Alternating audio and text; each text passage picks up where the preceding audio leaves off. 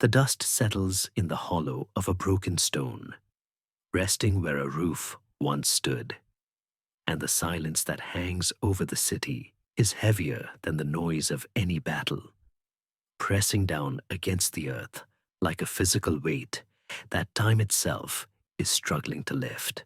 It is a quietness that feels wrong, a stillness that belongs to a graveyard rather than a capital of thought and commerce.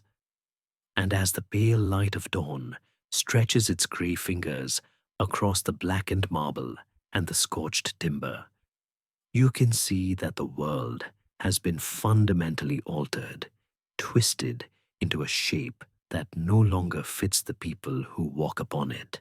Close your eyes and stand there for a moment in the ash, letting the cool morning air brush against your skin, carrying with it the faint, acrid scent of old fires and the metallic tang of dried rain on iron. And imagine looking out over a horizon that has lost its familiar landmarks, where the temples of the gods have been toppled not by an earthquake, but by the deliberate, methodical hand of an empire that came to erase a civilization. Before you get comfortable, take a moment to like the video and subscribe, but only if you genuinely enjoy what I do here. Let me know your city and local time in the comments so we can see where everyone is listening from. Now, let the noise of your own day fade away as we step into the year 479 BC, a time that history books often paint with the broad golden brushstrokes of victory, but which, to those breathing the ash-clogged air of the time, felt like a waking nightmare from which there was no guarantee of waking. We are standing in the wreckage of Athens, a city that has been burned not once, but twice, emptied of its people and filled instead with the hollow echoing of wind through shattered doorways. The great King Xerxes has retreated to Asia, taking his golden throne and his sprawling retinue back across the Hellespont. But he has not left Greece in peace. He has left it in a state of psychological horror, a kind of trauma that sits in the marrow of the bone and turns ordinary fear into a cold, murderous rage. The Greeks are no longer the bright-eyed heroes of the Iliad, seeking glory for the sake of a song. They are survivors, huddled on the edge of extinction, traumatized by the annihilation of the 300 Spartans at Thermopylae and the systematic destruction of their holiest sanctuaries. This is not a time for diplomacy, nor is it a time for the philosophical debates that would one day make this city famous. It is a time when the veneer of civilization has been stripped away to reveal the raw, desperate animal beneath. The atmosphere is brittle, snapping at the slightest pressure. A tension best illustrated by a dark and terrible moment that occurred right here amidst the ruins, when the air was thick with desperation and the fear of a third Persian occupation. An Athenian counselor named Lycidas, some whispers in the archives call him Ladusa, stood before his people, his voice trembling perhaps with reason, perhaps with cowardice, or perhaps simply with the exhaustion that comes from years of war. And he suggested something that in any other decade might have been considered prudence. He suggested they listen to the Persian offer of peace. The terms were generous, or so the Persians claimed, promising autonomy and reconstruction in exchange for submission, a way to stop the burning, a way to end the hunger.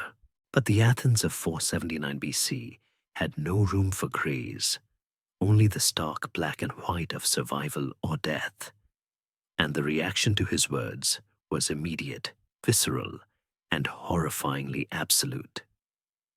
There was no trial, no debate in the assembly, no casting of pottery shards to determine his fate. Instead, the rage of the city, a collective madness born of grief and terror, descended upon him instantly.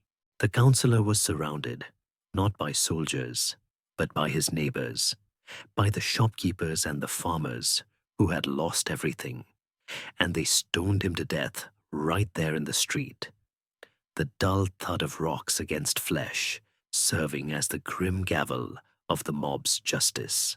Yet the horror did not end with him, for the story tells us that the women of Athens, hearing the commotion and learning of his betrayal, rushed to his house, driven by a fury that transcended social norms and gender roles, and they stoned his wife and children as well, wiping his lineage from the earth in a paroxysm of violence that shocked even the gods. This is the world we have entered, not a polished marble statue of nobility, but a gritty, darkened landscape where a man and his family could be extinguished for a single sentence, where the line between victim and butcher had blurred into irrelevance. It serves as a chilling reminder that the Greeks were not entering this final phase of the war as calm strategists, but as a people pushed past their breaking point, possessing a zero-tolerance policy for anything that smelled of capitulation. They were terrifying, even to themselves. This brutal act was a signal, a flare sent up into the dark sky of history, announcing that the time for negotiation had died along with the 300 in the mountain pass. The Persians, waiting in the north, were no longer facing a collection of squabbling city-states. They were facing a cornered beast that had decided it would rather burn the world down than wear a collar. And while the great king had left, the threat remained, perhaps even more dangerous than before, for he had left behind Mardonius. Mardonius was not a king born to luxury, who viewed war as a theater for his own magnificence. He was a general, a shark in human form, a man who viewed Greece not as a prize to be won, but as a problem to be solved with surgical violence. He remained in the fertile lands of Thessaly and Boeotia, camped like a storm cloud on the horizon, holding a knife to the throat of the Peloponnese, commanding an army that was leaner, hungrier, and far more professional than the bloated ceremonial force Xerxes had led. His presence meant that the war was not over. It had merely evolved from a spectacle of millions into a chess match of lethal precision. The silence in the ruins of Athens is therefore deceptive, a pause between the thunderclaps. For while the buildings are dead, the resolve of the survivors is hardening into something darker, something stronger than stone. We must now turn our gaze south, away from the tragic stones of Athens, towards the one power that could possibly break this deadlock, towards the silent, brooding, militaristic society of Sparta, which has remained frustratingly dormant behind its own walls. The Athenians, holding the bloody stones of their vengeance in their hands, sent an ultimatum to Sparta that was as sharp as a spear tip. March now, or we join the Persians and bring the armada of the East to your shores. It was the wake-up call of the century, a threat that finally pierced the Spartan shell of isolationism. And so, as the moon rises over the Eurotas Valley, illuminating the severe, unadorned villages of Lacedaemon, we see the beginning of a movement that will change the world. A shifting of shadows that looks like the earth itself is waking up to go to war. The silence here is different. It is not the silence of ruins, but the silence of a held breath, the terrifying quiet of a predator tensed to spring. The stage is set, the players are bloodied, and the night is deep. But in the darkness, the sound of sandals marching in perfect unison begins to rhythmically beat against the dirt, a heartbeat of leather and bronze that signals the end of waiting and the beginning of the end. The darkness that draped over the valley of the Eurotas was not merely an absence of light, but a physical shroud, a heavy velvet blanket under which the warrior state of Sparta usually slept the sleep of the just and the terrifying. Yet on this particular night, the silence was a deception, a hollow shell hiding a frantic, silent machinery that had finally ground into motion. To understand the gravity of this moment, one must understand the stillness of the Spartan night, where the only sounds were typically the rustle of dry reeds along the riverbanks or the distant barking of a dog in the foothills of Mount Taygetus. But tonight, the air was vibrating with a different frequency, a low-level hum that you could feel in the soles of your feet rather than hear with your ears. The ultimatum from Athens had arrived like a stone thrown through a window, shattering the Spartans' calculated isolationism and forcing the hand of the ephors, the 5 inscrutable overseers of the state, who had spent weeks delaying, debating, and watching the moon wax and wane while their allies burned. The threat was existential and terrifyingly simple. If the Spartan heavy infantry did not leave the safety of the Peloponnese immediately, the Athenian navy, the wooden wall that protected all of Greece, would switch sides, allowing the Persian fleet to bypass the Spartan fortifications at the Isthmus of Corinth and land an army right in Sparta's backyard. It was the geopolitical equivalent of a checkmate in one move, and it broke the paralysis of the Spartan command with the sudden, violent clarity of a thunderclap. And so, under the cover of an obsidian sky, before the first grey hint of dawn could touch the peaks of the mountains, the greatest mobilization in the history of the city began. Not with trumpets or speeches, but with the terrifying quiet of professional killers going to work. History tells us that Pausanias, the regent of Sparta, a man walking in the colossal shadow of his cousin King Leonidas, led the column. But he did not lead a small band of 300 heroes this time. He stood at the head of a moving nation. The scale of this army was something the ancient world had arguably never seen from a single city-state. A staggering column of 45,000 souls moving in the dark, a river of bronze and leather flowing north towards the inevitable slaughter. Included in this mass were 5,000 elite Spartiates, the peers, the absolute masters of warfare who had trained for this moment since they were taken from their mothers at the age of 7. Men whose red cloaks appeared black in the moonlight, their shields encased in canvas covers to prevent the glint of starlight from betraying their position. But they did not march alone, and this is where the texture of the night becomes complicated and rich with social tension, for alongside these 5,000 masters marched 35,000 helots, the enslaved population of Laconia, bound by duty and terror to serve the very men who oppressed them. It was a ratio of 7 slaves to every 1 master, a walking paradox of trust and tyranny, where the oppressors handed weapons to the oppressed and commanded them to fight for a freedom they themselves did not possess. Historians still argue whether this massive deployment of helots was purely for logistical support and light skirmishing, or if it was a calculated gamble to empty Laconia of its restless slave population to prevent a revolt while the army was away. But regardless of the motive, the result was a silent, heaving tide of humanity that stretched for miles along the dust-packed road. Imagine standing by the roadside as they passed, the smell of oil and sweat mixing with the cool night air, the rhythmic thud-thud-thud of 45,000 pairs of sandals hitting the earth in a cadence that sounded like the heartbeat of the earth itself.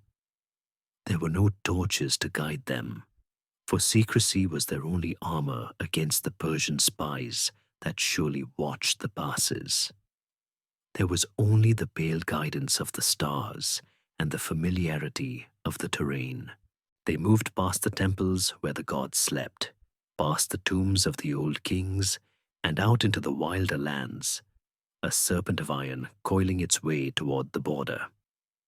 The brilliance of this maneuver lay in its absolute stealth, a secret kept so well that it led to one of the most dramatic reveals in diplomatic history.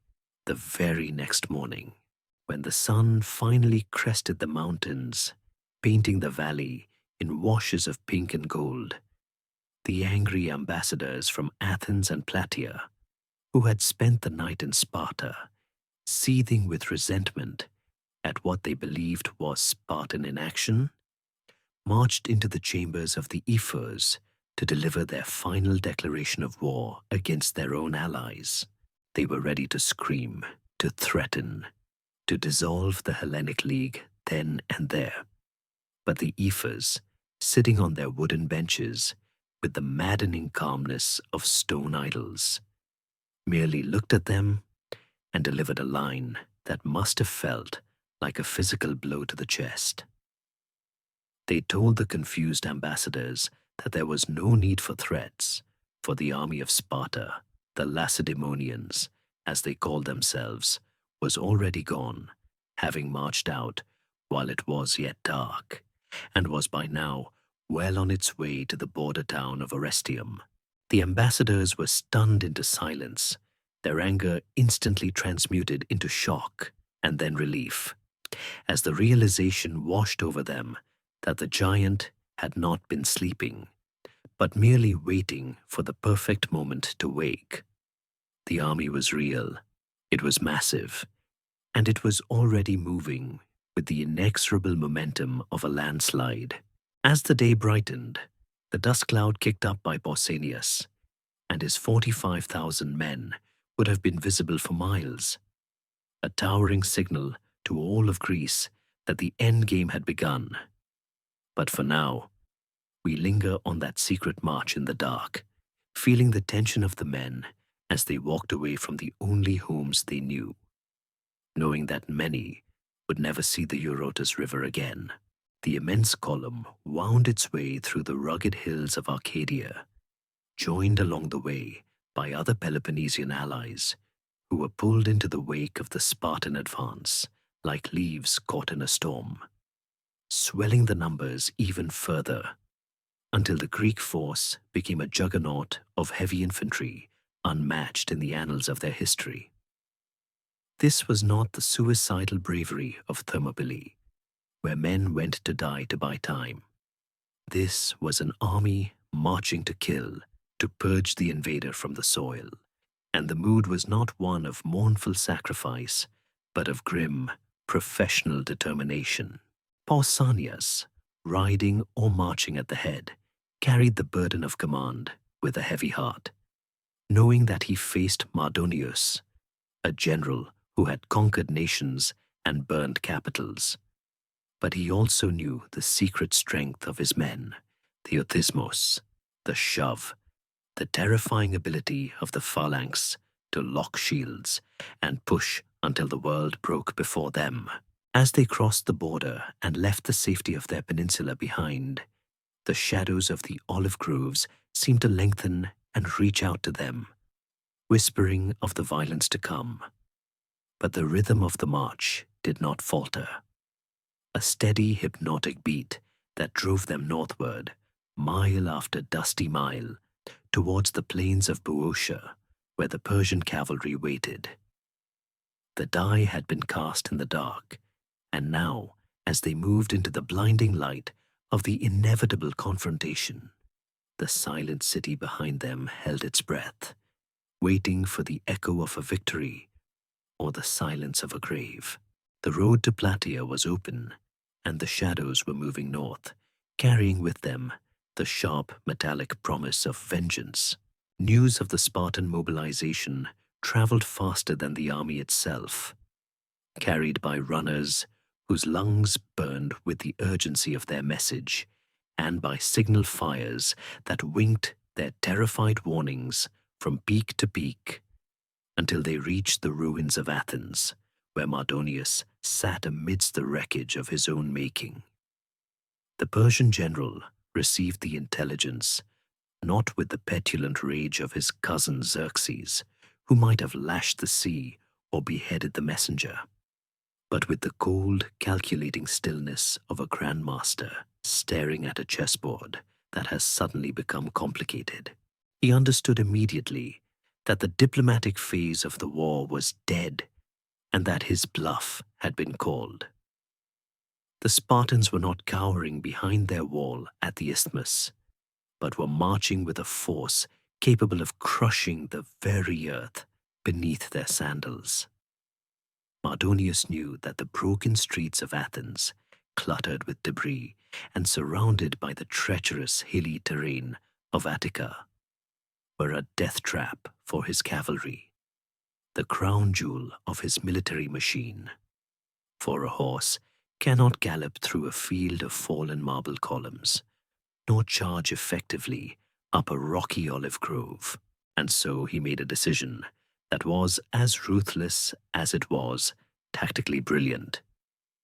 He would not fight on the Greeks' terms in the cramped and broken geography of the city, but would instead lure them into a scorched garden of his own choosing, a place where the ground was flat, the water was plentiful, and his mounted archers could dance around the heavy Greek infantry like wasps stinging a slow-moving bull.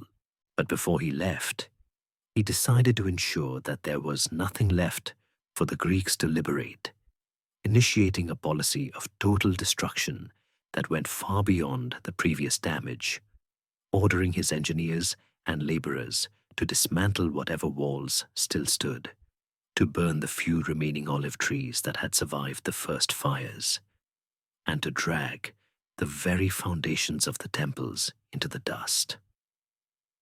It was an act of spite, certainly, but also a strategic denial of resources, ensuring that if the Greeks wanted their city back, they would inherit a wasteland of ash and silence.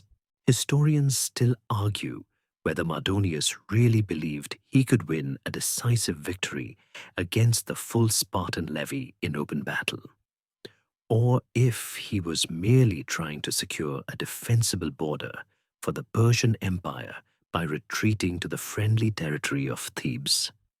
But his actions suggest a man who was preparing a kill zone rather than a retreat. He moved his massive army, a diverse, polyglot ocean of humanity consisting of Medes, Bactrians, Indians, and Sakas, northward, crossing the passes into Boeotia, a region that had medised and sided with the Persians, offering him both sanctuary and supplies.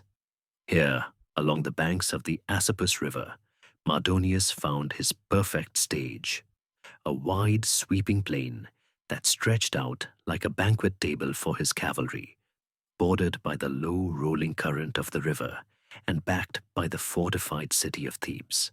To secure his position, he ordered the construction of a gargantuan wooden stockade, a square fortification 10 furlongs on each side, built from the felled trees of the local forests. A city within a city designed to house his baggage, his treasures, and his reserves. Inside this wooden world, the wealth of Asia was unpacked. Tents of silk and gold, chests of silver derricks, and the finest weaponry the East could produce, creating a surreal island of luxury in the middle of the dusty Greek plains. The contrast between the two armies could not have been more stark, as the Greek forces, led by Pausanias, finally crested the ridges of Mount Cithaeron and looked down into the valley. What they saw must have stopped the breath in their throats. A sea of white tents and glittering armor filling the plain, the smoke from thousands of campfires blurring the horizon and the terrifying fluid movement of the Persian cavalry exercising their mounts in the dust. Pausanias, however, was a Spartan, trained in the art of patience and the geometry of war, and he saw the trap for exactly what it was. He understood that to descend onto the flat plain was suicide, a guarantee of being flanked and encircled by the superior mobility of the enemy. So he halted his massive column on the lower slopes of the mountain, keeping his men on the rocky, uneven ground where the Persian horses could not follow. Thus began a tense, agonizing standoff, a game of patience played between two massive predators, each waiting for the other to make a fatal mistake. The Greeks were anchored to the high ground, their bronze shields overlapping in a defensive shell, while below them Mardonius waited in his scorched garden, watching, baiting, and wondering how long the thirst and the heat would take to drive the Spartans down from their perch. The air in the valley grew thick with the humidity of the river and the dust of potential violence, a suspended moment in time where the only movement was the swaying of the tall grass and the distant, taunting gallop of the Persian scouts who rode close to the slope, firing arrows that fell short, testing the range, testing the nerves, testing the silence. It was a landscape of paralyzed tension, where the beauty of the natural world, the green rush of the Asopus, the grey limestone of Cithaeron, the golden light of the summer sun, was charged with the kinetic energy of 300,000 men holding their breath. The supply lines for the Greeks were thin, winding back through the treacherous mountain passes they had just traversed, while Mardonius sat fat and comfortable in the fertile plains, supplied by the traitorous Thebans. And yet, he could not force the Greeks to fight. It was a stalemate of geography, a collision of two different philosophies of war, the Eastern reliance on speed, space, and projectiles against the Western reliance on cohesion, weight, and shock. As the days ticked by, the sun beating down on bronze helmets and felt caps alike, the psychological strain began to mount, the silence of the standoff becoming louder than the roar of battle. For every man on those slopes knew that the stillness was temporary, a deep breath before the scream, and that eventually hunger or pride would force someone to step into the kill zone. The river Asopus, glittering innocently between the armies, had become the line between life and death, a boundary that no one dared to cross. Yet everyone knew that the water would soon run red, for Mardonius was not a man to wait forever, and he had already begun to devise a plan to torment the Greeks where they stood, to turn their rocky sanctuary into a prison of thirst and fear. The trap was set, the garden was scorched, and the gold of the Persian camp glittered with a malice that felt almost sentient. Watching the Spartans on the hill, waiting for the moment when the bronze wall would crack and spill its contents onto the plain. The silence of the standoff was not destined to last, for patience is a finite resource, even for a general as calculated as Mardonius. And as the sun began to dip lower in the sky, casting long, jagged shadows against the foothills of Cithaeron, the Persian commander decided to test the resolve of the bronze wall with a probe of glittering violence. He did not send the nameless masses of his infantry to die against the Spartan shields. Instead, he unleashed the pride of his army, the heavy cavalry, led by a man who was less a soldier and more a mythical figure made flesh. His name was Mecistius, and to the dusty, sweat-stained Greeks watching from the rocks, he must have appeared like a god descending from Olympus to mock their poverty. He rode a Nisaean stallion, a beast of such power and breeding that it seemed to float over the rough terrain, its bridle woven of solid gold, its movements fluid and terrifyingly graceful. Mecistius himself was a giant of a man, reportedly the tallest and most beautiful in the Persian army, and he rode into the kill zone wrapped in a scarlet tunic that concealed a secret layer of golden scale armor, a shirt of mail that shone like the scales of a dragon whenever the fabric shifted. He led his squadrons not in a direct suicidal charge, but in a swirling, stinging torrent of harassment, riding up to the very edge of the Greek lines to loose arrows and javelins before wheeling away just as the clumsy hoplites tried to respond. The target of this torment was the contingent from Megara, who held the most vulnerable position on the low ground, exposed and isolated like a jagged tooth in the defensive line. For hours, the Megarians endured a hell of noise and iron, pinned down by the relentless circling of the Persian horsemen, who shouted insults in a tongue that sounded like grinding stones, calling the Greeks women and daring them to come down and fight like men. The psychological weight of this assault was crushing. It was the frustration of a boxer fighting a swarm of bees, unable to strike back, slowly bleeding from 1,000 tiny cuts, while the sun baked them inside their bronze shells.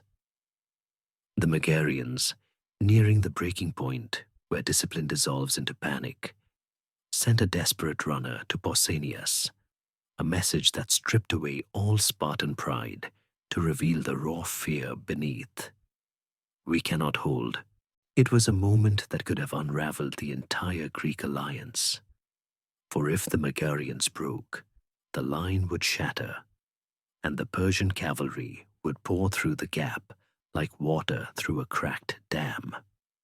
Pausanias, looking down from his command post, asked for volunteers to relieve the beleaguered unit, a request that was met with a heavy, shuffling silence from many of the allies who had watched the golden giant tearing the Megarians apart. It was the Athenians, specifically a picked force of 300 archers and hoplites led by the grim-faced Olympiodorus, who stepped forward, descending into the dust cloud to engage the ghost-like enemy. The skirmish that followed was a chaotic, choking swirl of grit and blood, a confused melee where the majestic Nisaean horses screamed and bit, and the Athenian arrows hissed through the air, seeking the vulnerable flesh between the armor plates. History turns on the smallest of hinges, and in this clash of thousands, the fate of the day was decided by a single, lucky shaft of ash and iron that struck Mecistius's horse in the flank. The great beast reared in agony, twisting in the air with a violence that unseated the golden commander, throwing him hard onto the unforgiving earth. The fall did not kill him, but the weight of his armor pinned him there, a fallen titan struggling to rise as the Athenians, seeing their tormentor down, rushed forward with a roar that drowned out the thunder of hooves. What followed was a scene of brutal intimacy, a frantic, hacking struggle that highlighted the technological terror of the Persian elite. The Athenians stabbed at him with spears and swords, striking his chest, his stomach, his sides. But the blades bounced off harmlessly, the dull clank of iron against gold mocking their efforts as Mecistius fought back from the ground. He was invulnerable, a metallic demon who could not be killed by conventional means, until one soldier, realizing the secret of the scale armor beneath the tunic, drove the spike of his weapon through the only opening available, the eye hole of the helmet. The giant went still, the golden scales ceasing their shimmering dance. and a sudden, shocked vacuum opened up in the center of the battlefield. The Persians, seeing their beloved commander fall, did not retreat. Instead, they were seized by a collective paroxysm of grief and rage that was terrifying to behold. They abandoned their hit-and-run tactics and charged en masse, a frantic, reckless wave of horseflesh and steel crashing into the Greek lines in a desperate attempt to recover the body. For the Persians, the body of Mecisteus was a sacred object, a piece of the empire's soul, and they fought for it with a ferocity that stunned the Greeks, pushing the Athenians back, reclaiming the corpse, losing it again, the ground turning into a bloody slush under the churning hooves. It took the arrival of the main Greek force to finally drive the cavalry back, leaving the battered, glistening prize in the hands of the victors. The aftermath of this skirmish was strange and deeply unsettling, a moment where the curtain of war was pulled back to reveal the human cost on both sides. In the Persian camp, the mourning for Mecisteus was absolute and hysterical. Herodotus tells us that the wailing was so loud it could be heard across all of Boeotia, a sound of boundless lamentation that caused the men to shave their heads and cut the manes of their horses and mules, stripping the army of its beauty in a ritualistic expression of sorrow. To them, the war had already lost its shine. The death of Mecisteus was an omen, a crack in the divine favor of the king. On the Greek side, the reaction was a grotesque mirror image of this grief. They hauled the body of the fallen giant onto a cart and paraded it along the lines, a traveling exhibit of death that drew men out of their ranks just to stare at him.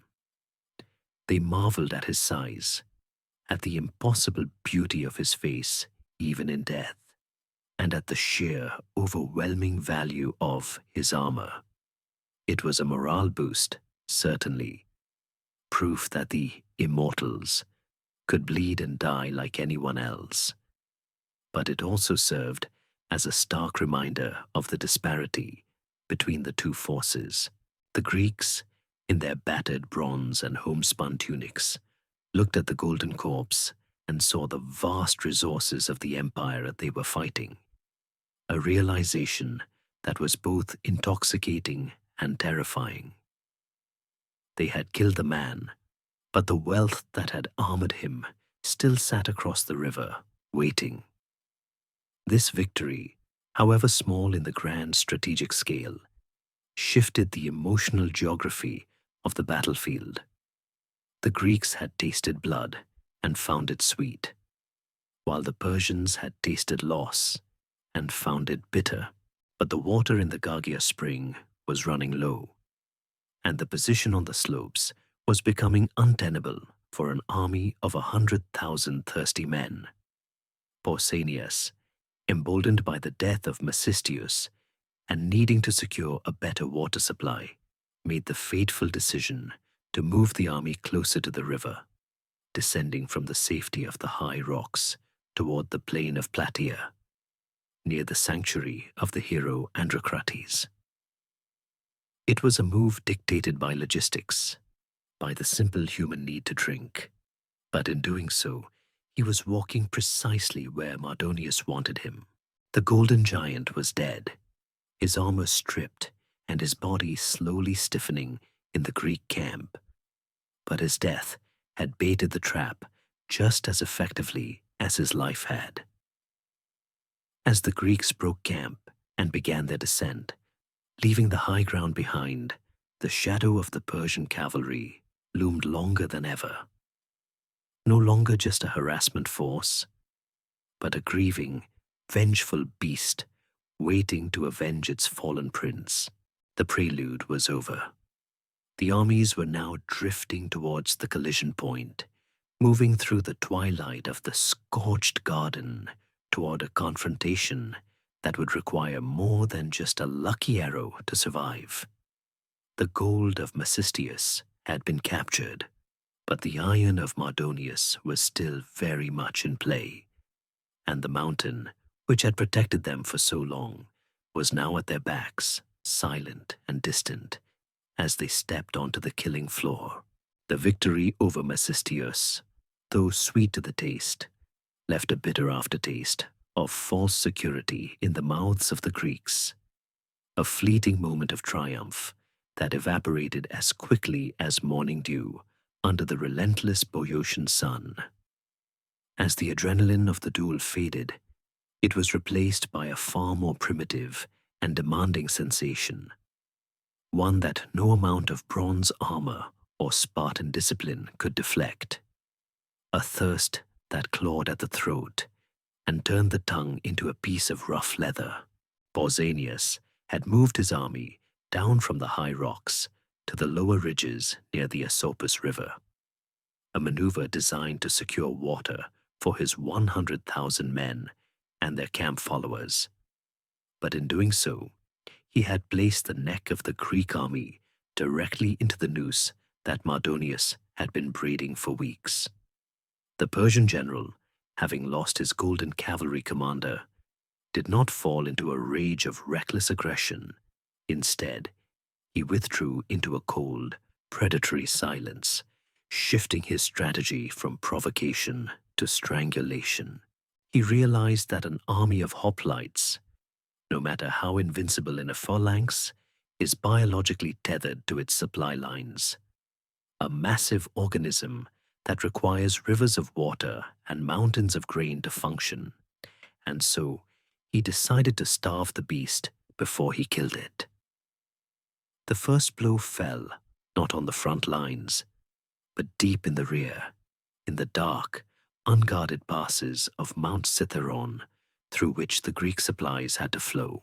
Under the cover of a moonless night, while the Greeks were sleeping fitfully on their hard shields, Mardonius dispatched a detachment of his fastest cavalry to loop around the mountain and ambush the lifeline of the Hellenic League. The result was a massacre that occurred almost silently, miles away from the main camp, a tragedy of logistics that sealed the fate of the campaign. A convoy of 500 supply wagons, laboring up the steep tracks with food and wine from the Peloponnese, was intercepted by the Persian horsemen who descended upon the drovers and the oxen with ruthless efficiency. There was no battle, only an execution. The wagons were burned, the animals slaughtered, and the drivers cut down, effectively severing the artery that kept the Greek army alive. When the news of this disaster trickled down to the main camp, a chill went through the ranks that had nothing to do with the night air. They were now cut off from home, isolated in a hostile land with only the food they carried in their packs. But Mardonius was not finished, for his cruelty was as precise as it was thorough. He turned his gaze to the Gargia spring, the singular precious source of water that the entire Greek army relied upon, a bubbling vein of life located on the right wing of the Spartan position. For days, the Greeks had been unable to approach the Asopus River itself, for the Persian archers and javelin throwers controlled the banks, making any attempt to fill a waterskin a suicide mission. The Gargia spring was their last hope, their only oasis in a landscape of dust, and Mardonius knew it. He did not merely want to capture it, he wanted to destroy it, to desecrate it in a way that would break the spirit of the men who drank from it. He ordered his cavalry to mass against the Spartan wing, not to break the line, but to force them back just enough to expose the spring. The Persians rode their horses directly into the water, churning the clear, sweet flow into a thick, undrinkable slurry of mud, silt, and animal filth. They trampled the banks, collapsed the source, and effectively murdered the spring, turning the lifeblood of the Greek camp into a stagnant, poisoned bog. It was an act of psychological warfare that hit the Spartans harder than any arrow volley. To a soldier encased in 60 pounds of bronze under a scorching sun, the destruction of water is a sentence of death. The situation in the Greek camp rapidly deteriorated from a military standoff into a humanitarian crisis. The men were now trapped in a siege of the open field, unable to advance because of the Persian cavalry, unable to retreat during the day for the same reason, and now unable to drink. The black broth of the Spartan mess halls was replaced by the dry swallowing of dust, and the discipline that held the army together began to fray at the edges as dehydration set in. The heat of the day became an enemy more formidable than the immortals, baking the men inside their armor until they were dizzy and weak, their vision blurring as they looked out at the shimmering heat haze of the plain where the Persians waited, well-fed and watered, mocking them with their patience. Pausanias sat in his command tent, the weight of the entire Western world resting on his shoulders, listening to the reports of his captains who told him that the men had not eaten in 2 days and had not had fresh water in 24 hours. The army was immobilized, a beached whale gasping for air, and the murmur of discontent was growing louder than the prayers to the gods. It was in this crucible of thirst and desperation that the cracks in the alliance began to show. The old rivalries between Athens and Sparta resurfacing as tempers flared in the dry heat. Historians still argue whether Mardonius intended to force a surrender through thirst or if he was simply softening them up for a final slaughter. But the effect was the same. The Greeks could not stay where they were. To remain at the Gargia spring was to die of thirst. To attack across the plain was to die by the arrow. There was only one option left, a desperate gamble that required a movement so complex and dangerous that it terrified even the veteran commanders. Pausanias summoned his generals and laid out a plan born of absolute necessity. They would retreat that very night, under the cloak of darkness, to a location known as the island. Not a true island in the sea, but a patch of land near the city of Plataea, surrounded by the branching arms of the Ouro River, a place where the terrain was rugged enough to negate the Persian cavalry and where water was plentiful.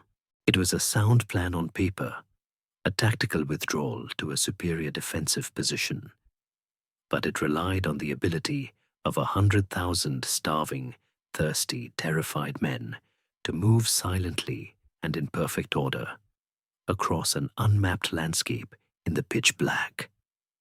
The order was whispered down the lines as the sun began to set, the red light bathing the thirsty army in a color that looked uncomfortably like blood.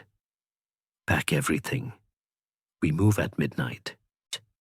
The soldiers, relieved to be doing something other than waiting to die, began to gather their gear, the clink of bronze muffled by the overwhelming desire to reach water.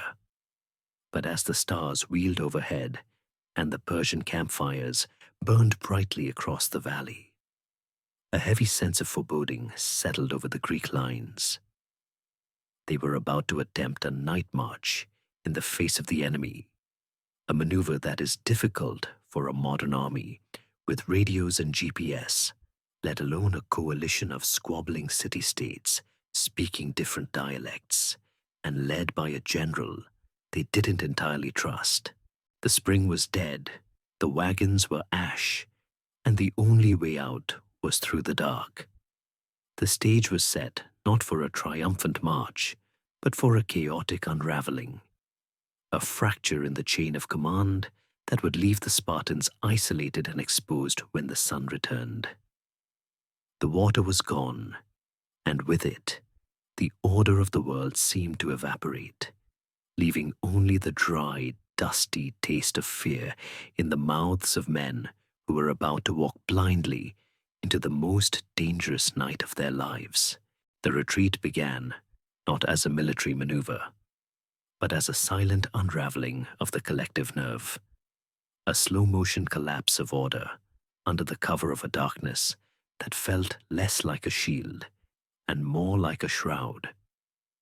The plan, so precise and logical when drawn in the dirt of the command tent, disintegrated the moment it made contact with the terrifying reality of the night. For fear is a contagion that moves faster than any order, and 100,000 men moving in the pitch black is an organism too large to control. As the center of the Greek line, composed of the various allied city-states who had suffered the most under the bombardment of arrows, received the signal to withdraw to the island, their discipline fractured under the weight of their accumulated trauma. They did not merely retreat to the designated defensive position. They fled, possessed by a sudden, overwhelming desire to put as much distance as possible between themselves and the Persian cavalry. They streamed past the intended rallying point, their shadows stretching long and frantic in the moonlight, and did not stop until they reached the sanctuary of the Temple of Hera, outside the walls of Plataea itself, miles away from where they were supposed to be. In the confusion of the night, the Greek army effectively tore itself in half, leaving a gaping, silent void in the center of the line where thousands of men should have been standing. But if the retreat of the Allies was a tragedy of panic, the situation on the Spartan wing was a tragedy of pride, a stubborn, maddening farce played out on the edge of oblivion. Pausanias, the regent, had given the order for the Spartans to lift their shields and begin the march, but to his horror, one unit remained rooted to the earth like the ancient oak trees of their homeland.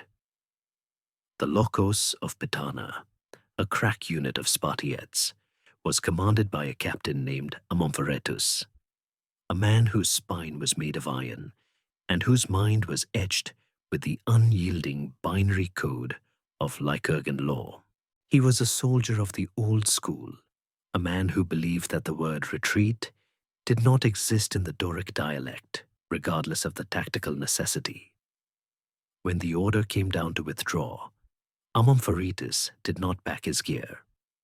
He stood his ground, staring at the messenger with eyes that burned with a cold, fanatical light, and declared that he would not bring shame upon Sparta by running away from strangers. It was a moment of insanity that froze the entire Spartan withdrawal. The rest of the army was packed and ready, the heavy shields hoisted, the spears shouldered, but the column could not move without its rear guard, and Amompharetus refused to budge. Pausanias, a man who commanded the respect of kings and generals, found himself locked in a furious, whispered argument with his own subordinate while the enemy slept just across the river. He rode to the captain's position, pleading, threatening, and explaining that this was not a flight, but a tactical repositioning, a maneuver to save the army so they could fight on better ground. But Amompharetus was deaf to nuance. To him, walking backward was cowardice, plain and simple. The debate dragged on for hours, a surreal standoff where the fate of Western civilization hung on the stubbornness of one man who valued his personal honor more than the survival of the army. The moon tracked its slow arc across the sky, and the precious hours of darkness, the only cover they had, slipped away like sand through an hourglass. The scene reached its crescendo in a gesture so theatrically defiant that it has echoed through the centuries as the ultimate symbol of Spartan obstinacy. Amompharetus, his face twisted with contempt for the very idea of withdrawal, bent down and lifted a massive rock with both hands, a heavy, jagged boulder that required the strength of a frantic man to move. He heaved it through the air and let it crash down at the feet of Pausanias with a dull, heavy thud that vibrated through the ground. "Here," he growled, his voice rough with emotion, pointing a trembling finger at the stone. "With this pebble, I cast my vote not to fly from the strangers." It was a mockery of the democratic process, a savage parody of the voting pebbles used in trials, and it left Pausanias momentarily speechless. He was the regent, the supreme commander, yet he was paralyzed by the sheer, intractable weight of Spartan tradition standing before him. While this agonizing drama played out, the Athenians, who had successfully begun their own withdrawal but were waiting for the Spartans to move, grew suspicious of the delay. They knew the Spartan reputation for saying one thing and doing another, so they sent a herald galloping through the dark to see what was happening. The herald arrived to find the Spartan leadership in a state of total dysfunction, the commanders shouting at each other, the stone lying between them like an accusation, and the soldiers standing around in confused silence, waiting for someone to tell them whether to march or die. The Athenian messenger, witnessing this madness, asked Pausanias for instructions, and the regent, exasperated and desperate, simply pointed to the arguing men and told the herald to report the truth, that the Spartans were fighting themselves. It was a comedy of errors, of the highest order, but one played out in the shadow of the guillotine. The sky to the east began to bleed into a pale, sickly gray, the first warning sign of the approaching dawn. The argument had consumed the night. Pausanias, realizing that the sun would soon expose them all to the Persian arrows, finally made the hardest decision of his life. He ordered the rest of the Spartan army to march, leaving Amompharetus and his unit behind. It was a bluff, a game of brinkmanship. He hoped that once the captain saw his comrades actually leaving him to face the entire Persian army alone, his instinct for unit cohesion would override his stubborn pride.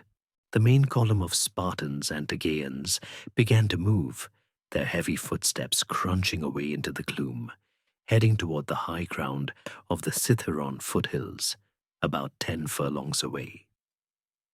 They walked slowly, looking back over their shoulders, hoping, praying that the mad captain would follow.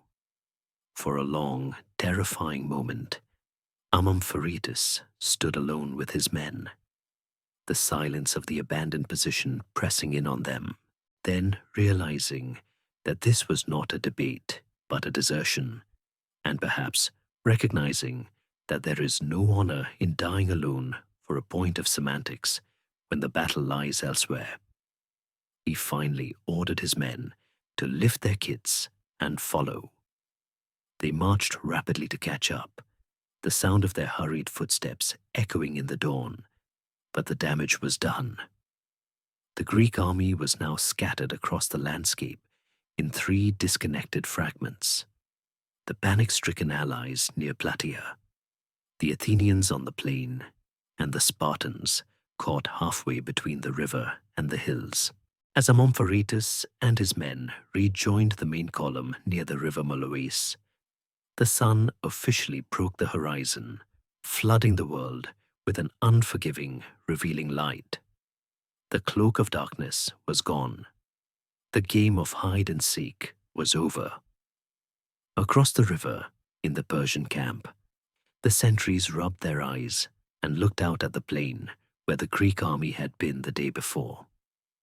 What they saw made them shout the alarm, a cry that ran through the tents like fire. The Greeks were gone, or rather, they were fleeing, their backs turned, their lines broken, their formation a mess of disjointed columns struggling over the uneven ground. To Mardonius, waking to this news, it did not look like a tactical withdrawal. It looked like a rout. It looked like cowardice. It looked like victory. He mounted his white horse, his heart swelling with a fatal confidence, believing that the Spartans had finally broken, that the myth of their invincibility was just a story told to frighten children. He did not see a trap. He saw prey running in the open. The stone vote of Amompharetus had not only delayed the retreat, it had accidentally created the perfect law, convincing the Persian general that the time for caution was over.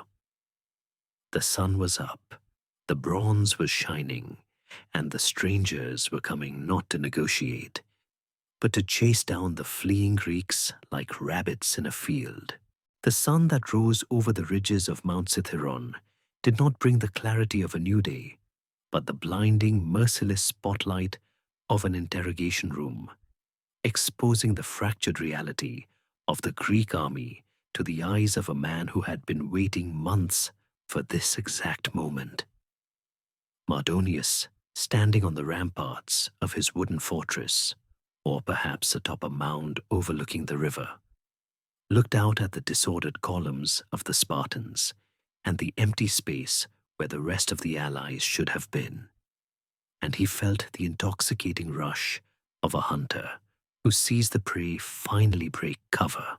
To his eyes, and indeed to the eyes of any observer watching from the Persian lines, the Greeks were not executing a complex tactical maneuver. They were fleeing in a panic, their legendary discipline dissolved by thirst and terror. He turned to his lieutenants, his voice ringing with the triumphant mockery that often precedes a tragedy, and pointed a scornful finger at the retreating backs of the Lacedaemonians. He ridiculed the sons of Heracles, asking where their boasted bravery had gone, taunting his own commanders who had suggested caution. "They are running," he declared, the words sealing his fate. "They are leaving the best of their men to die, and the rest are scrambling like sheep. The victory is already ours. We have only to ride out and take it." In that moment, the prudence that had guided Mardonius for the entire campaign, the scorched earth, the use of cavalry, the patience, evaporated, replaced by a desperate hunger to crush the Spartans before they could escape into the mountains. He did not issue orders for a measured, formatted advance. He simply opened the floodgates. The Persian army, a vast and terrifying organism of 300,000 men, poured across the Asopus River, not in rank and file, but in a chaotic, shouting torrent, a stampede of humanity driven by the lust for plunder and the thrill of the chase. The noise of their advance was a physical blow, a cacophony of barbarian war cries, the clashing of cymbals, the thundering of hooves, and the screaming of thousands of men that rolled across the plain like a tidal wave of sound. It was less an army marching and more a mob swarming, a tumultuous shout, as Herodotus described it, as if they expected to swallow the Greeks whole without striking a blow. The visual impact was equally overwhelming. The plain, previously empty and dusty, was suddenly carpeted in the vibrant colors of the east, the purples and yellows of the Persian tunics, the glitter of gold scale armor, the flash of curved scimitars, all moving with a terrifying speed toward the isolated Spartan column. But what Mardonius saw as a rout was, in reality, the slow, grinding movement of a heavy machine that was merely changing gears. Pausanias, marching uphill with his men, heard the roar behind him and realized instantly that the time for retreat was over. The trap of the stone vote had sprung. but it had caught the hunter as well as the prey. He looked down and saw the ocean of enemies surging across the river, the cavalry leading the way with bows drawn, the infantry following in a dense, disorganized mass. The Spartans were caught on the uneven ground of the slopes, separated from the Athenians, who were down on the plain and hidden by the rolling terrain, and completely cut off from the rest of the allies who were miles away at the temple. They were, for all intents and purposes, alone. It was here, in this moment of supreme isolation, that the true nature of the Spartan training revealed itself. A lesser army, seeing 300,000 men charging at them while they were caught in a retreat, would have dissolved into a panic that would have made the earlier flight look orderly. But the Spartans did not run. At the command of Pausanias, the column stopped. The retreat ceased instantly. With a precision that must have looked robotic to the screaming Persians, the Spartans and their loyal Tegean allies, 3,000 brave men who refused to leave the Spartan side, wheeled around to face the oncoming storm. There was no shouting, no beating of chests, only the terrifying sound of 50,000 sandals grinding into the dirt as they planted their feet, and the heavy thud of bronze shields locking together. They formed the phalanx on the open slope, a glittering wall of bronze scales and horsehair crests that stood in stark, silent contrast to the noisy, fluid chaos of the Persian charge. It was the irresistible force meeting the immovable object, but the collision was not yet hand to hand. The Persian cavalry, arriving first, did not smash into the shield wall. Horses will not charge a solid barrier of spears, but instead pulled up short, wheeling their mounts in tight circles to unleash a storm of arrows. The sky, which had been so bright a moment ago, suddenly darkened as thousands of reed arrows arced through the air, blocking out the sun in a terrifying, hissing cloud. The sound of the volley hitting the Spartan lines was like the sound of heavy rain on a tin roof, a rhythmic clatter, thud clank, as the iron heads struck bronze shields, pierced leather armor, and found the soft flesh of men. The Spartans were under a passive industrial slaughter, forced to stand still and endure the rain of death without being able to strike back. Pausanias, standing in the center of the storm, watched his men fall. He saw the arrows pinning limbs to the ground, saw the blood pooling in the dust, but he did not give the order to charge. The discipline required to stand motionless while being shot at is a kind of courage that is harder to fathom than the fury of combat. It is the courage of a statue, the will to freeze one's survival instinct in the name of obedience.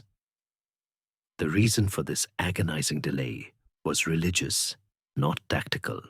Pausanias was a pious man, perhaps to a fault, and in the midst of this arrow storm, with the Persian infantry now rushing up to join the cavalry and erecting a wall of wicker shields to fire from, he was busy sacrificing a goat. He stood behind the lines, looking into the entrails of the animal, searching for the favor of the gods. But the signs were bad. The liver was discolored, or the lobe was missing. The omens were unfavorable. And so he waited. He ordered the men to hold. The arrows kept falling. The Tegeans, who were less indoctrinated in the rigid stoicism of Sparta, were screaming with the desire to attack, their ranks thinning by the second. But the Spartans held the line, their shields bristling with so many arrows they looked like porcupines. It was a scene of surreal horror. A wall of men slowly being dismantled from a distance, dying in silence, while their commander poked at the bloody organs of a goat, refusing to let them fight until the gods gave their permission. A Spartan named Callicrates, considered the most beautiful man in the Greek army, a title that meant much in a culture that worshipped physical perfection, was struck in the side by an arrow before he even lifted his spear. As he lay dying, he did not complain of the pain or the fear of death. He told a friend that his only regret was that he had not struck a single blow for Sparta, that he was dying without having done anything worthy of myself. His death rippled through the ranks, a symbol of the futility of their position. The Persian infantry was now within shouting distance, setting up their wicker parvises, planting them in the ground to create a barricade from which they could fire with impunity. They were confident, yelling insults, believing the Greeks were paralyzed by fear, not realizing they were looking at a coiled spring that was being compressed to its absolute limit. The pressure was unbearable. The Tegeans, finally unable to take it anymore, began to inch forward, breaking the paralysis. And just as they did, Pausanias looked up from his sacrifice, whether he finally saw a good omen in the blood, or whether he simply realized that if he waited any longer, he would have no army left.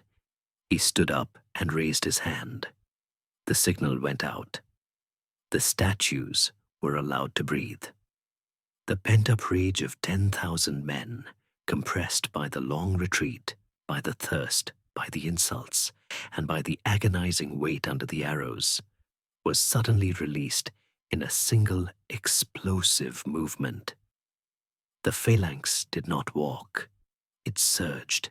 The Spartans lowered their spears, the long shafts creating a bristling hedge of iron, and stepped forward into the arrow storm, ignoring the missiles that shattered against their helmets.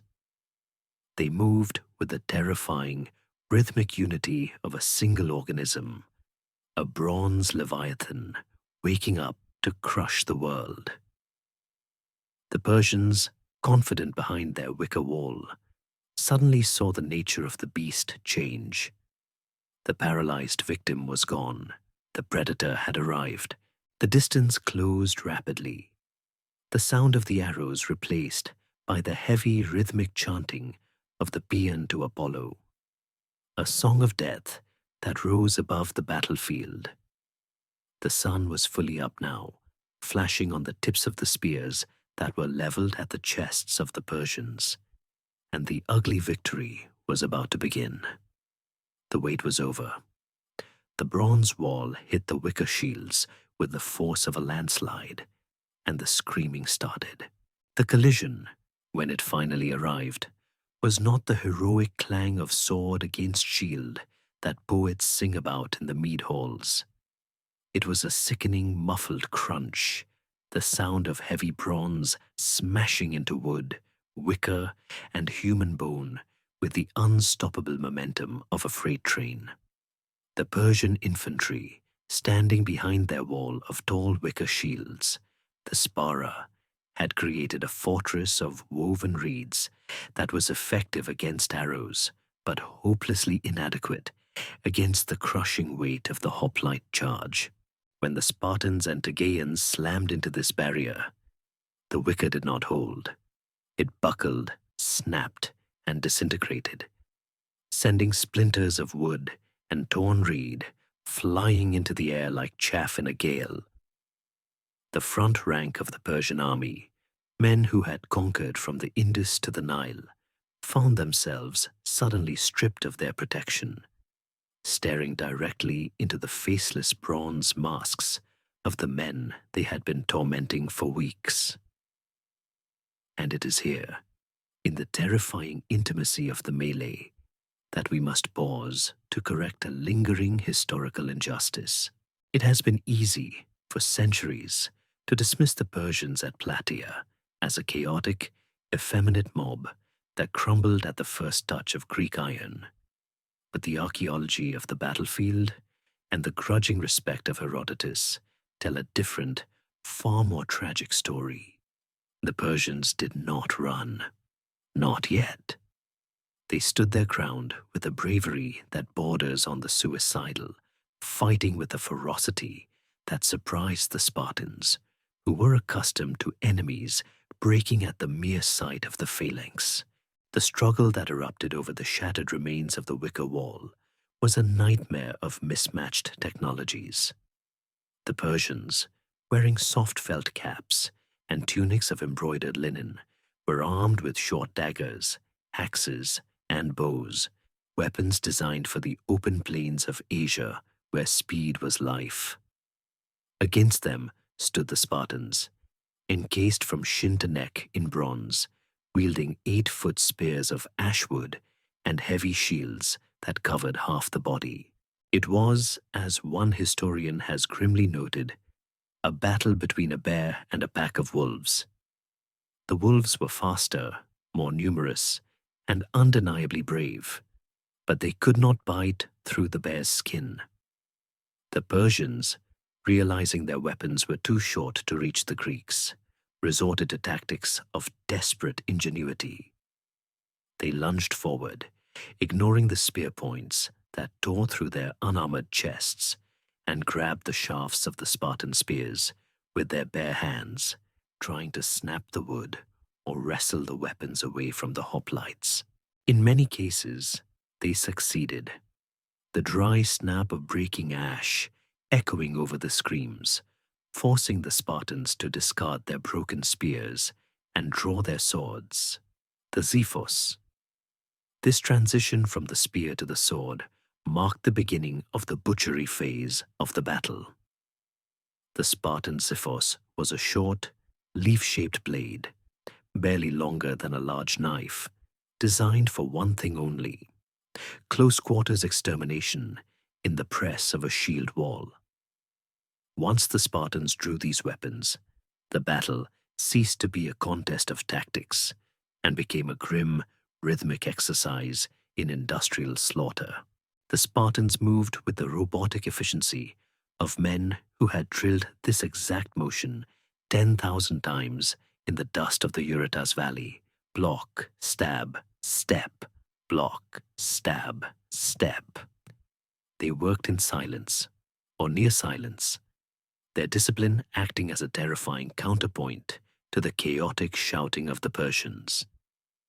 The Persians, lacking the cohesion of the phalanx, rushed at the wall in small, brave groups, sometimes singly, sometimes in tens, hurling themselves against the bronze line like waves crashing against a cliff, only to be broken and recede, leaving their dead behind.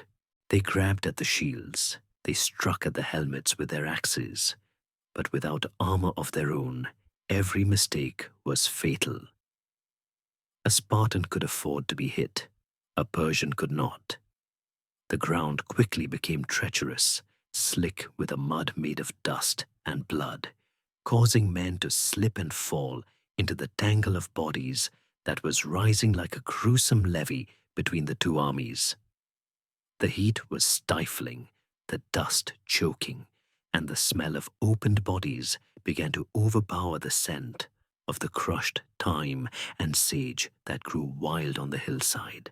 Amidst this grindr, the figure of Mardonius remained visible, a beacon of defiance seated on his white horse, surrounded by his elite bodyguard of 1,000 picked men.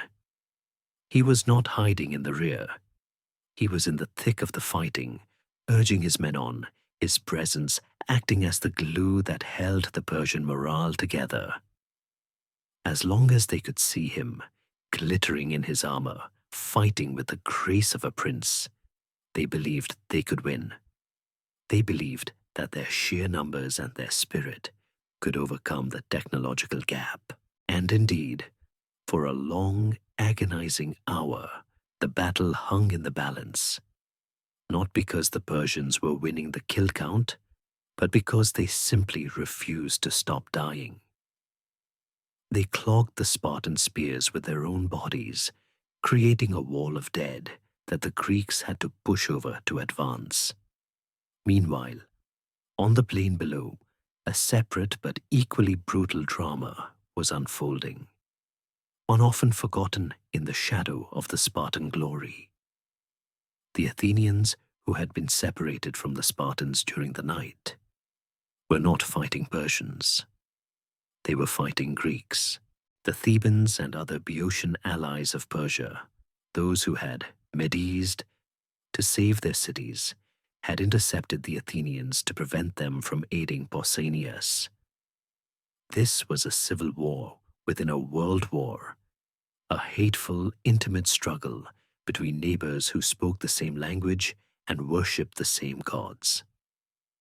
The fighting here was arguably even more savage than on the hill, for it was fueled by the bitterness of betrayal. The Thebans, knowing that a Persian defeat meant their own destruction, fought with a zeal that was not half-hearted, pushing the Athenians to the brink. It serves as a dark reminder that the line between Greek and barbarian was not as clean as we like to pretend. On that day, thousands of Greeks died fighting for the enslavement of Greece, their bodies mingling in the dust with the invaders they had welcomed. But the center of gravity remained on the slope, where the Spartans were slowly, inexorably grinding their way forward. The othismos, the great shove, was beginning to tell. The physical weight of the Spartan files, 8 men deep, pressing their shields into the backs of the men in front, created a hydraulic pressure that the lighter Persian infantry could not withstand. The Persian line began to bend, not from a lack of courage, but from a lack of mass. They were being physically displaced, pushed backward uphill or sideways into the ravines. The Spartans, seeing the wicker wall gone and the enemy faltering, began to shout, not the chaotic screams of the barbarian, but the rhythmic, terrifying roar of the paean, a sound that grew louder with every step. The psychological tide was turning. The Persians looked at these men of bronze, these demons who did not tire, who did not break, who killed with the impassive face of a statue. And the seed of a terrible realization began to take root in their minds. We cannot kill them. They struck and struck, but the bronze wall just kept coming. The myth of Persian invincibility, which had already been cracked at Marathon and Thermopylae, was finally shattering completely here on the slopes of Cithaeron. Yet Mardonius still rode. As long as the white horse danced above the fray, the Persians held. The battle had contracted into a duel between the will of one man and the discipline of a nation. The Spartans knew it too. They could see him, the head of the snake, protected by his wall of 1,000 elites. The fighting around the general became the fiercest of the day, a swirling vortex of violence where the bravest Spartans and the fiercest Persians sought each other out. It was no longer a battle of lines. It was a brawl of heroes, a return to the age of Homer, where individual names were carved into history with the point of a spear. The air was thick with the storm of arrows no longer, but with the heavier, wetter sounds of the sword, the hacking of limbs, the dull impact of bronze on bone, the gasping breath of dying men. The stillness that had preceded the charge was gone, replaced by a roar that shook the mountain. But underneath the noise, there was a new kind of silence growing, the silence of the inevitable. The outcome was no longer in doubt to the gods watching from above. The machine was eating the man, the bronze was eating the silk, and the white horse was running out of room to run. The battle had now condensed into a suffocatingly tight radius around the white horse, a swirling epicenter of violence where the fate of the invasion was being decided not by grand strategy, but by the chaotic, wet geometry of sword strokes and the brute strength of dying men. Mardonius, the cousin of the king and the architect of the war, was no longer a general moving pieces on a map. He was a warrior fighting for his breath, his high saddle giving him a view of the disaster that was slowly enveloping his elite guard. The immortals and the 1,000 picked Persians who surrounded him were dying hard, fighting with a loyalty that was absolute, throwing themselves onto the Spartan spears to create a ramp of bodies for their comrades. But the bronze machine of the phalanx was inexorable, chewing through the royal guard with a mechanical, grinding rhythm that felt devoid of mercy or hesitation. It was in this moment of supreme chaos that the snake finally lost its head, an event that history has preserved with a strange mix of clarity and mythic ambiguity. A Spartan soldier named Arimnestos, a name that translates roughly to great memory or well remembered, stepped out of the anonymous rank of bronze masks. He was a man of immense physical strength, a man of iron, even by Spartan standards, and he did not seek a duel. He sought an end. Historians still argue whether Arimnestos killed the Persian general with a spear thrust, or, in a grim echo of the stone vote that had started the battle, crushed his skull with a jagged rock seized from the ground. The most visceral accounts suggest the latter, painting a picture of a brutal, primitive execution where the technological gap was bridged by the oldest weapon of all, a piece of the earth itself. What is certain is that Mardonius, the man who had burned Athens and promised to deliver Greece to Xerxes, fell from his white horse into the bloody dust of Boeotia, his skull shattered, his golden armor instantly becoming his shroud. The moment his body hit the ground, the psychological spine of the Persian army snapped with a violence that was almost audible. The great king's representative was dead, and with him died the divine mandate, the promise of pay, and the belief in victory. The effect was immediate and catastrophic. The resistance of the Persian guard, which had been frantic and brave a moment before, evaporated into a terrified paralysis. They did not just retreat, they disintegrated. The news of Mardonius's death rippled outward from the center like a shock wave, turning disciplined soldiers into a panic-stricken mob in seconds. The survivors of the guard, seeing their golden prince trampled into the mud, turned and fled, abandoning the body they had fought so hard to protect. And here, the genius, or perhaps the treachery, of the Persian second-in-command, Artabazus, came into full play.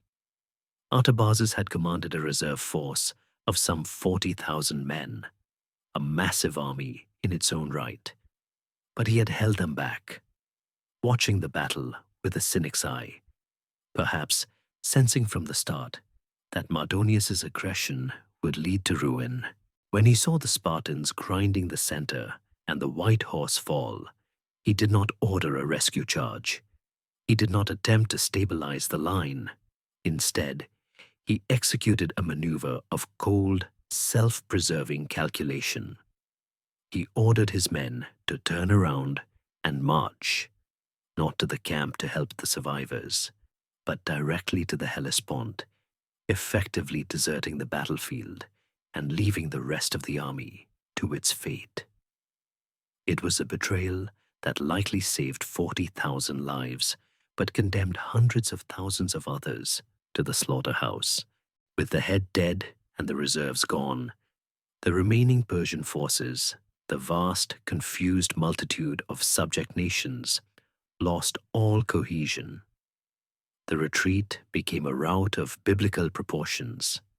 They fled not as an army, but as a stampede of terrified animals, casting aside their wicker shields, their bows, and their dignity in a desperate race to reach the sanctuary of the wooden stockade they had built near the river. The open plain, which Mardonius had chosen for his cavalry, became a killing field as the Greeks, finally unleashed from the discipline of the formation, pursued them with a grim, vengeful energy. The Spartans, usually slow to pursue because they valued formation over plunder, moved with a surprising speed, joined now by the other Greek allies who, seeing the tide turn, rushed in to claim their share of the victory. The slaughter during the pursuit was horrific, a release of all the pent-up fear and rage of the past year, as the Greeks cut down the stragglers and the slow, painting the dry grass of Boeotia red with the blood of the empire. But the horror was not yet over. It was merely changing shape. The fleeing Persians poured into their wooden fortress, a massive fortified camp filled with tents and treasure, and slammed the gates, believing they had found safety. They scrambled up the wooden towers and manned the walls, preparing for a siege, hoping that the Greeks, who were notoriously bad at siege warfare, would be unable to breach the defenses. And for a time, it seemed they might be right. The Spartans, arriving first at the walls, struggled to make headway. They were masters of the open field, not engineers of assaults, and the Persians on the ramparts fought with the desperation of rats in a trap, raining down arrows and stones on the men trying to hack through the timbers. It was a messy, frustrating stalemate, a brawling around the walls that threatened to turn the victory into a damp squib. The deadlock was broken by the arrival of the Athenians. The men of Athens, fresh from their own victory over the traitorous Thebans, brought with them a skill set the Spartans lacked, a familiarity with walls and the mechanics of assault. They did not just hack at the wood, they dismantled it. Leading the charge with a terrifying aggression, the Athenians breached the wall, tearing a hole in the defenses through which the pent-up fury of the Greek army could finally pour. What followed inside that stockade was not a battle. It was an extermination. The ancient sources are chillingly specific about the scale of the violence. Herodotus claims that out of the 300,000 men in the Persian army, minus the 40,000 who fled with Artabazus, only 3,000 survived the day. While these numbers are almost certainly exaggerated by the fog of legend, the reality was undoubtedly a massacre of industrial scale. The Greeks, trapped in a killing frenzy, moved through the crowded tents, cutting down anything that moved: soldiers, cooks, servants, concubines, animals. It was a release of trauma, a purging of the fear that had hung over Greece for decades, expressed in the most brutal language possible. The wooden city of Mardonius became a slaughterhouse. The narrow alleys between the tents choked with bodies, the ground turning into a slush of mud and gore. There was no room for mercy, no time for taking prisoners. The Spartans, driven by the memory of Thermopylae, were particularly ruthless, ensuring that the debt of the 300 was paid back with interest. 1,000 lives for everyone lost in the mountain pass. The noise inside the camp must have been the sound of hell itself. The screaming of thousands of trapped men, the roaring of the victors, the tearing of fabric, and the breaking of wood. It was the ugly, messy, necessary climax of the war, a moment where the noble ideals of freedom were preserved through the absolute annihilation of the enemy. As the sun began to set on the day of Plataea, the shouting slowly died down, replaced by the heavy, panting silence of the victors standing amidst a ruin of their own making. The snake was not just dead, it had been unmade, its body scattered across the dust, its venom drained into the earth. The threat to the west was gone, not driven away, but erased, buried under a mountain of dead in a wooden fort that had become a tomb. The silence that descends upon a battlefield after the killing stops is not a peaceful quiet. It is a heavy, ringing absence of noise that presses against the ears, a vacuum created when the screaming, the metal-on-metal clatter, and the frantic heartbeat of thousands of men are suddenly extinguished. As the sun dipped lower, casting long violet shadows across the wooden stockade and the blood-soaked plain of Boeotia, the Greeks found themselves wandering through a landscape that defied their comprehension, a surreal transition from the abject terror of the morning to the dizzying, impossible reality of the evening. The white horse of the Persian command, the symbol of their authority and their terrifying reach, had indeed fallen. But the magnitude of what lay amidst the wreckage was only just beginning to reveal itself. The Greeks, men who came from rocky, austere city-states, where wealth was measured in olive trees and goats, now walked through the shattered gates of the Persian camp and found themselves standing inside a dream of the East. The looting of the Persian camp at Plataea is one of those moments in history where two worlds collide with a jarring, almost comical force. The Spartans and Athenians, still smeared with the grime of battle, their hands sticky with dried blood, stumbled into tents made of embroidered silk and gold thread, fabrics so delicate and vibrant they seemed to glow in the twilight.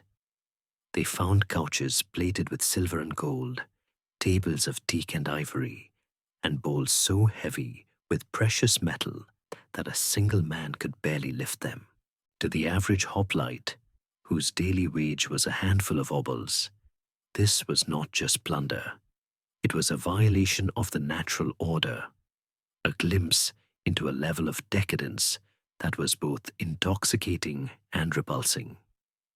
The historical accounts tell us of the great harvest of that evening, where the victors moved like ghosts through the luxury, overturning chests to find necklaces, bracelets, and scimitars encrusted with gems, the spoils of an empire that had bled half the world to adorn itself.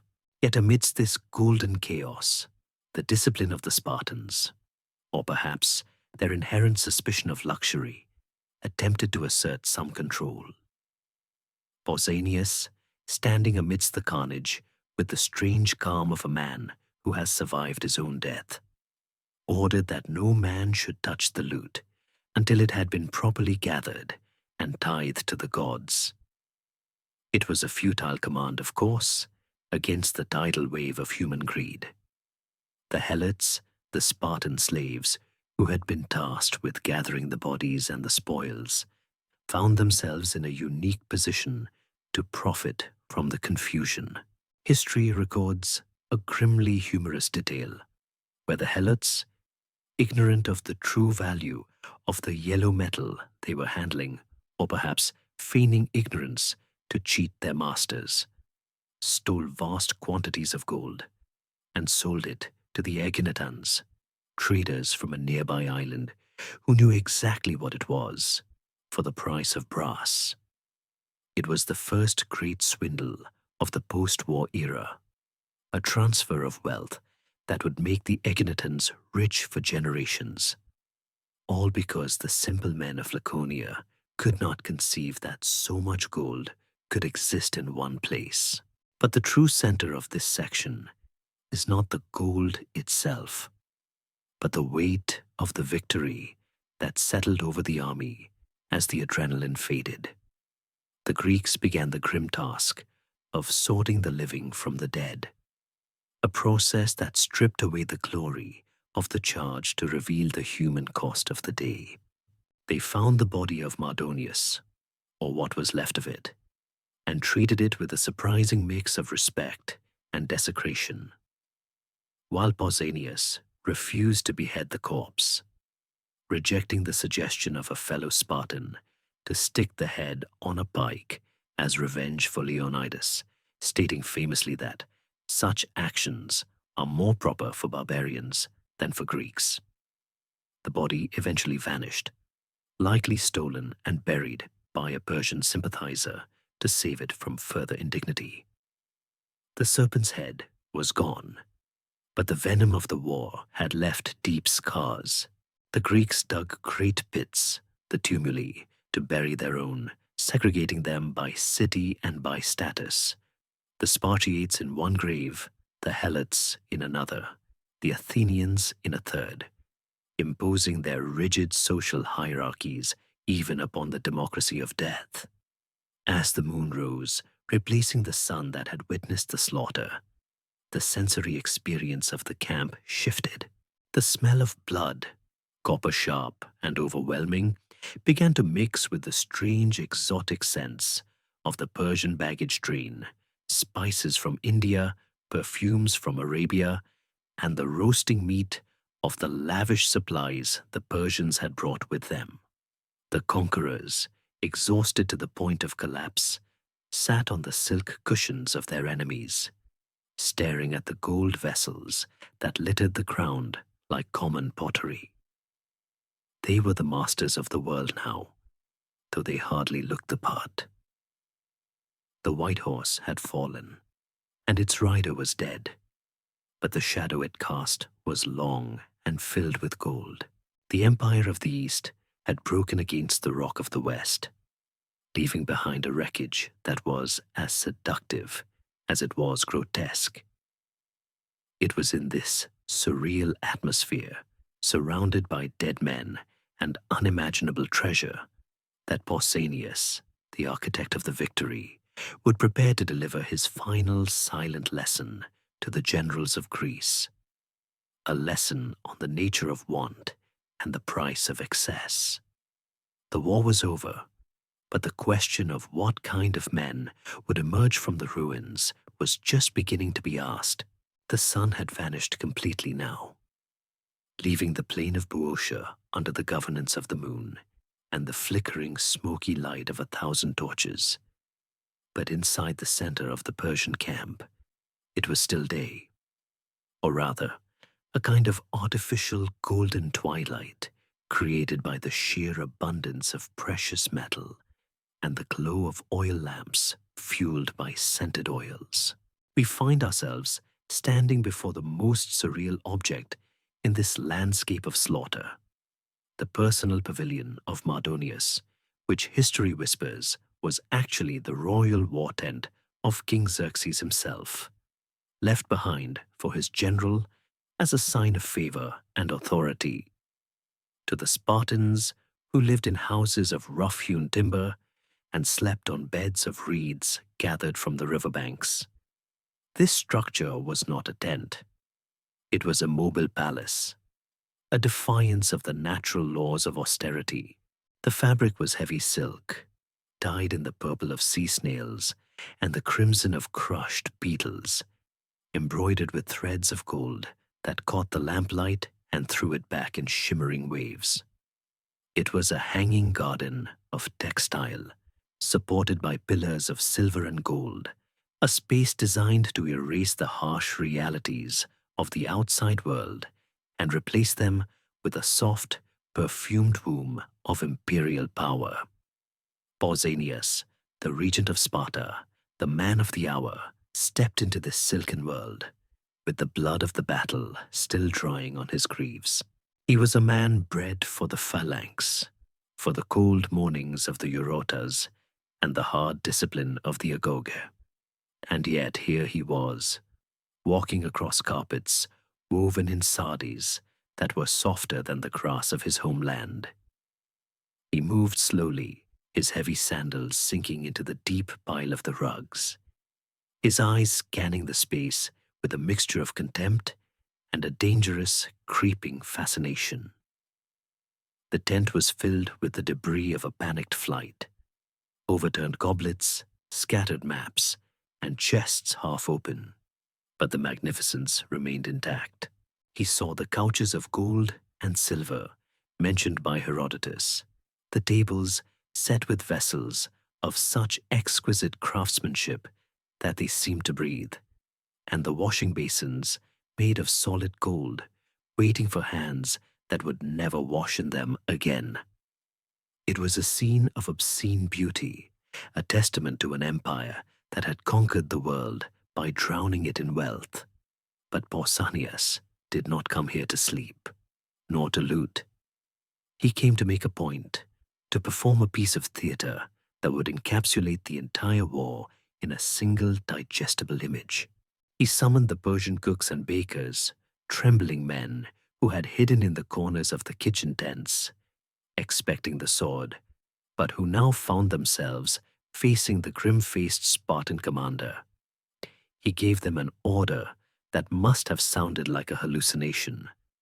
"Prepare for me the dinner you would have prepared for Mardonius."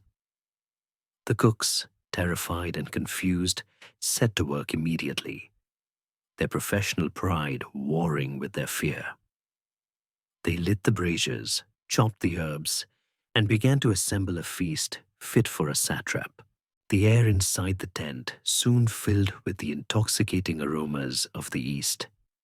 The scent of roasting lamb spiced with cumin and coriander, the sweet fragrance of honeyed cakes, the rich, earthy smell of vintage wines from Phoenicia, and the delicate steam of soft, white breads that the Greeks looked upon as almost cake-like confections. While the Persian staff worked their culinary magic, Pausanias turned to his own retinue, to the helot attendants who followed the Spartan king. He gave them a second order, one that was stark in its simplicity. Prepare a Spartan meal.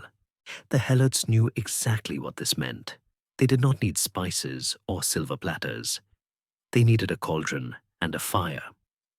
They set about preparing the staple of the Lacedaemonian military diet, the infamous black broth, melasomos, a soup made from boiled pig's legs, blood, salt, and vinegar. It was a dish designed for fuel, not pleasure. A dark, gelatinous sludge that other Greeks joked required a man to be tired of life just to eat it. The smell of the boiling vinegar and blood began to waft through the tent, clashing violently with the perfumed air of the Persian side, creating an olfactory war that mirrored the one just fought on the battlefield. When both meals were ready, Pausanias ordered them to be laid out side by side on the tables. The visual contrast was staggering, a tableau vivant of two civilizations. On the left lay the Persian feast, a riot of color and texture, gold plates piled high with succulent meats, fruits that glistened with nectar, and wines that sparkled like rubies in crystal goblets. It was a meal that whispered of pleasure, of ease, of a life where every desire was anticipated and met. On the right lay the Spartan ration, a wooden bowl filled with a dark, unappetizing liquid, accompanied by a hard loaf of barley bread and a simple cup of water. It was a meal that screamed of discipline, of denial, of a life where food was merely a means to keep the body moving so it could kill again. Pausanias stared at the two tables for a long moment, the silence stretching out until it became uncomfortable. Then a smile broke across his face, a rare expression for a man carrying the weight of the crown, and he laughed. It was a loud, genuine laugh that startled his captains. He sent runners to fetch the other Greek generals, the commanders from Athens, Corinth, and Tegea, inviting them into the tent to witness his little demonstration.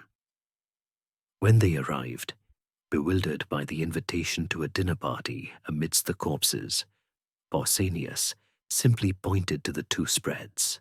"Men of Greece," he said, his voice ringing with the dry wit of the laconic tradition, I have brought you here to show you the folly of the mead. He gestured first to the gold, then to the broth. Look at what he had, Pausanias continued, his voice dropping to a theatrical whisper. And look at what we have.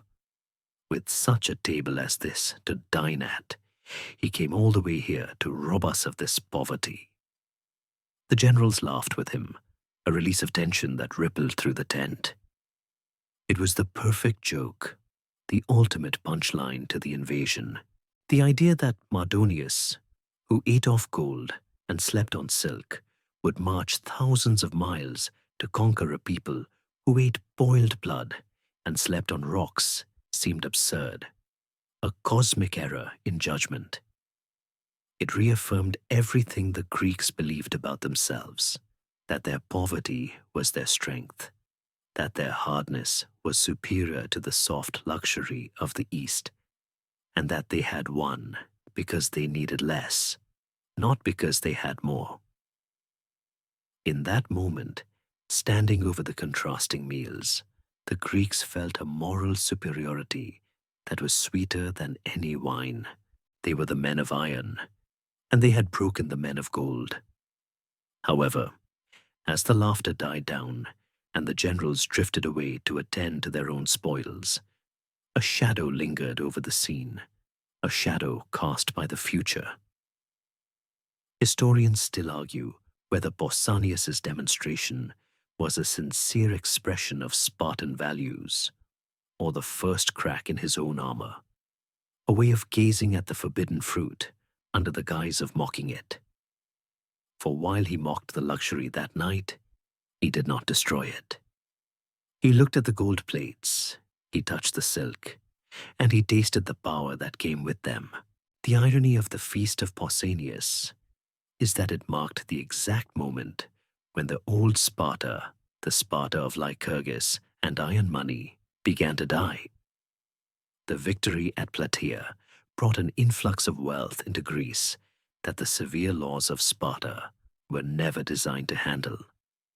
The gold of Mardonius would not stay in the tent. It would flow into the pockets of the victors, corrupting the very simplicity that had won the war. And Pausanias himself. He was the first casualty of this new world. The man who laughed at the Persian dinner would, within a few years, be accused of dressing in those very Persian robes, of eating at that very Persian table, and of conspiring with the king to enslave his own people. The seed of his downfall was planted right there, in the golden twilight of the tent, amidst the smell of spices and blood. He stared too long at the reflection of the lamp in the silver bowl, and perhaps, in the quiet of his own mind, he began to wonder if the black broth was really enough. The victory was total, the enemy was destroyed, and the West was saved. But as Pausanias walked out of the tent and back into the night, he carried the ghost of Mardonius with him. The Persians had lost the battle of bodies, but they had left behind a poison that would slowly, over decades, win the battle of souls. The feast was over, but the hangover would last for a century. The tragedy of history is not merely that great men die, but that they often live long enough to become the very thing they fought to destroy. And nowhere is this bitter truth more evident than in the final haunting chapter of the man who won the Battle of Plataea. Pausanias returned to Sparta, not just as a regent, but as a legend, the man who had stared down the apocalypse and forced it to blink, yet the silence of the Laconian valley, once his source of strength, now felt to him like a suffocating cage. The gold of Mardonius, which he had mocked in the tent, had evidently done something to his eyes. He could no longer see the beauty in the austere, iron-souled simplicity of his homeland. He looked at the brown cloaks and the black broth, and saw only grayness, a dull monotony that stood in stark contrast to the technicolor dream of absolute power he had glimpsed in the Persian camp. He was sent north again to command the fleet at Byzantium, ostensibly to drive the remaining Persians out of Europe. But once there, away from the watchful eyes of the ephors, the mask of the Spartan hero began to slip, revealing a face that looked terrifyingly like the enemy. He began to dress in the flowing, embroidered robes of a Persian satrap, discarding the rough wool of his people for the silk of the vanquished. He stopped eating with his men in the communal messes that were the bedrock of Spartan discipline, and instead dined alone or with a retinue of Egyptian and Median bodyguards who kept his fellow Greeks at bay with the flat of their spears. Rumors began to drift back to Sparta like smoke from a distant fire. Rumors that Pausanias was not just admiring the Persians, but conspiring with them, that he was sending secret letters to King Xerxes, offering to deliver all of Greece into his hands in exchange for the king's daughter and the title of governor of Hellas. Historians still argue whether these letters were genuine forgeries created by his political enemies in Athens who wanted to strip Sparta of its naval command, or if Pausanias had genuinely succumbed to a kind of megalomania, drunk on his own victory. But the behavior was undeniable. He walked through the streets of Byzantium, not as a liberator, but as a tyrant, his temper growing shorter, his arrogance swelling until it eclipsed his past deeds. The ephors, the 5 grim overseers of Spartan law, could not ignore this corruption of their ideal. They recalled him to Sparta, a summons that was less an invitation and more a tightening of the leash. Pausanias returned, perhaps believing his fame was a shield that could not be pierced, but he found the atmosphere in the city cold and hostile. He was put on trial, acquitted of the gravest charges for lack of hard evidence, but stripped of his command, a humiliation that only drove his resentment deeper underground. He remained in Sparta, a ghost in his own city, wandering the streets where he was once hailed as a savior, now trailed by the whispers of traitor and mead lover. The end, when it came, played out like a Greek tragedy in its purest, cruelest form.